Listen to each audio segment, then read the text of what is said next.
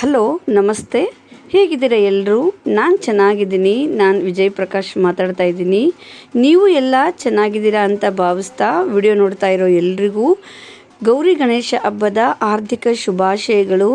ಪ್ರತಿ ವರ್ಷದಂತೆ ಈ ವರ್ಷವೂ ಕೂಡ ಶಿಕಾರಿಪುರದ ಹಿಂದೂ ಮಹಾಗಣಪತಿಯನ್ನು ಇಂದು ಸಂಜೆ ಪೂಜಾ ಕಾರ್ಯಕ್ರಮವನ್ನು ಉಚ್ಚರಾಜಸ್ವಾಮಿ ದೇವಸ್ಥಾನದ ಎದುರುಗಡೆ ಇರೋ ಮಂಟಪದಲ್ಲಿ ಪ್ರತಿ ವರ್ಷದಂತೆ ಈ ವರ್ಷವೂ ಸಹ ಪೂಜಾ ಕಾರ್ಯಕ್ರಮ ಸಂಜೆ ಇಟ್ಕೊಂಡಿದ್ದಾರೆ. ಅದೇ ಗಣಪತಿ ನಮ್ಮ ಮನೆಯ ಮುಂದ್ಗಡೆಯಿಂದ ಹಾದು ಹೋಗ್ತಾ ಇತ್ತು. ಅದರ ದರ್ಶನವನ್ನು ನಿಮಗೆಲ್ಲ ಮಾಡಿಸೋಣ ಅಂತ ಒಂದು ಸಣ್ಣ ಕ್ಲಿಪ್ಪಿಂಗನ್ನು ತಗೊಂಡಿದ್ದೀನಿ.